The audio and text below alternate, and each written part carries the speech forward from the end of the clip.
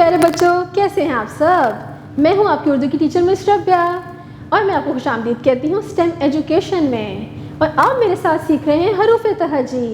تو شروع کرتے ہیں۔ آج ہم ایک نیا حرف سیکھیں گے، لیکن اس سے پہلے ہم کریں گے ایک ایکٹیویٹی۔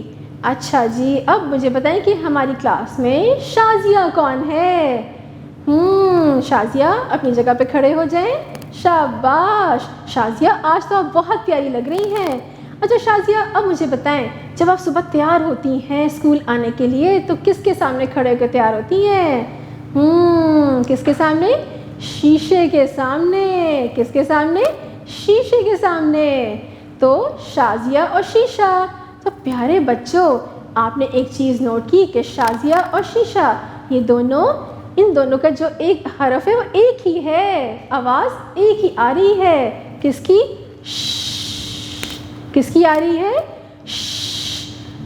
شازیہ، شیشہ۔ شاباش۔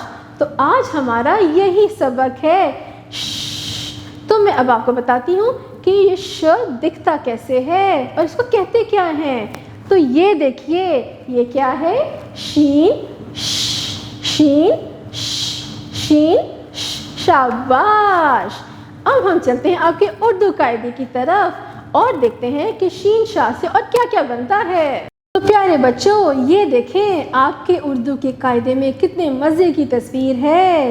یہ کس کی تصویر ہے؟ یہ کون گھور رہا ہے؟ یہ تو کوئی بڑا خطرناک سا کوئی چیز لگ رہی ہے۔ کیا ہے یہ؟ یہ ہے شیر۔ کیا ہے؟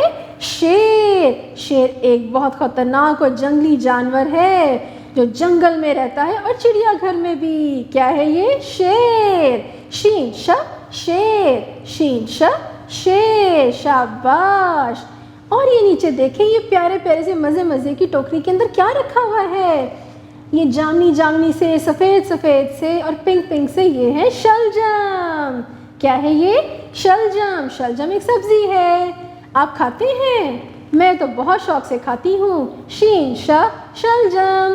شین شا، شلجم۔ شین شا، شیر۔ شین شا، شلجم۔ شاباش۔ اب میں آپ کو بتاؤں گی کہ شین شا کو لکھتے کیسے ہیں۔ تو چلے شروع کرتے ہیں۔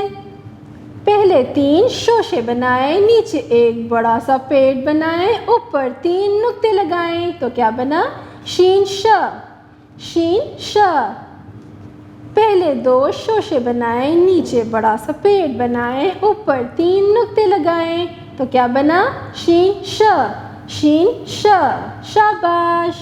پیارے بچوں، آج آپ نے ایک نیا حرف سیکھا، شین شا۔ شین شا۔ اس کو آپ نے بولنا سیکھا، اس کی ادائیگی سیکھی اور اس سے شروع ہونے والے مزے مزے کی الفاظ بھی سیکھے، تصاویر بھی دیکھی، ہم نے ایک ایکٹیویٹی بھی کی۔ تو امید ہے آپ کو بہت مزہ آیا ہوگا۔ اب ہم ملیں گے اگلی دفعہ ایک نئے سبق اور ایک نئے حرف کے ساتھ۔ تب تک اپنا بہت سا خیال رکھیے گا۔ اللہ حافظ۔